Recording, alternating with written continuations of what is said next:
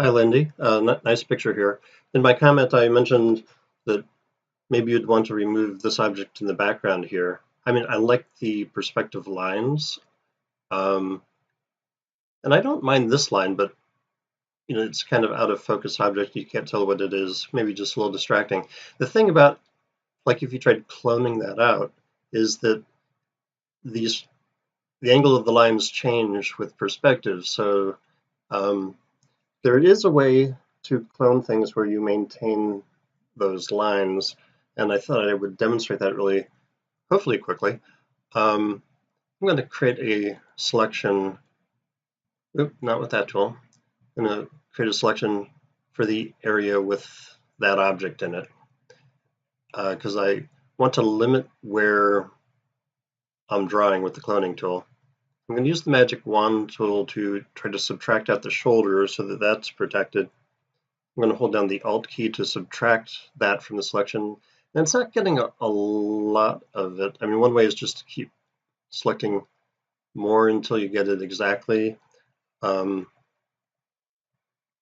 could also change the tolerance here from 16 to like 32. That will increase the range of colors that's selected by the magic wand tool. So now if I subtract, it's getting more of it on the first pass. And if I zoom in here, Control plus, and again holding down the Alt key, try to take that out and that out, and yeah, that did a pretty good job. I did lose some of this because it's should be subtracting over there.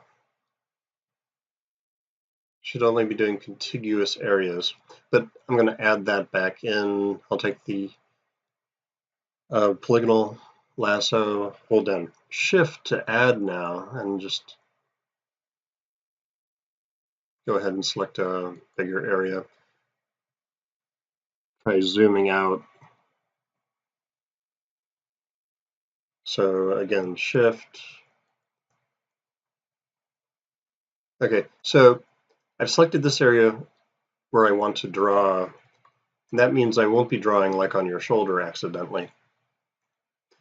Now with the perspective bit, there's a tool I don't often talk about in this particular class. It's just that, when particular things come up.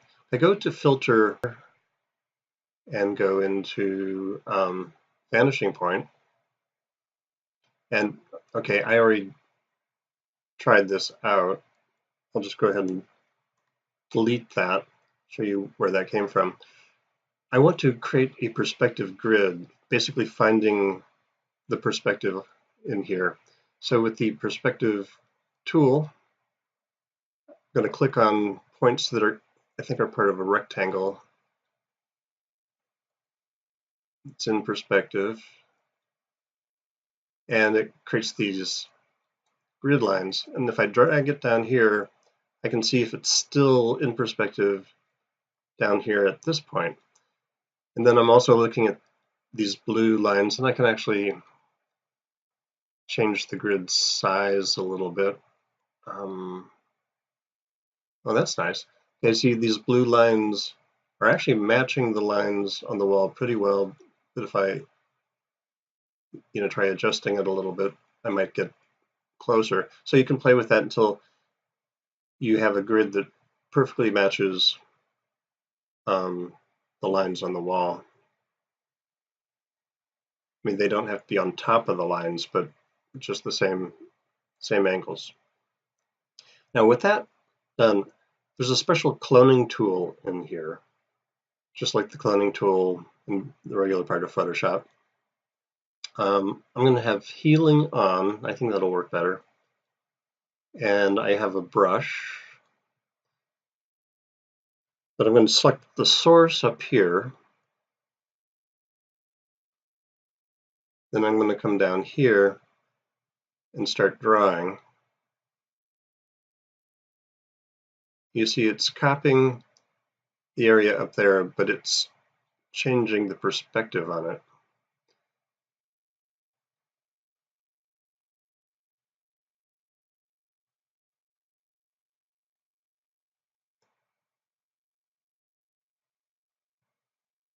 That's interesting. Not sure. This should be part of the, there we go. Got that. Then I'm going to come down there and let me undo that bit. Okay, so, you could play around with this, but I'm going to click OK. And now it wrote that directly onto your layer. Usually I make a new blank layer and select it, and then all the cloning would be on this new layer. So if I wanted to, adjust things from there, I have the original image untouched. So if you want to do that, that's how you could do that.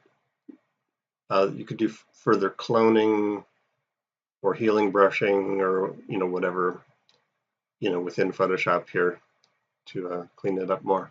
Okay, hope that helps.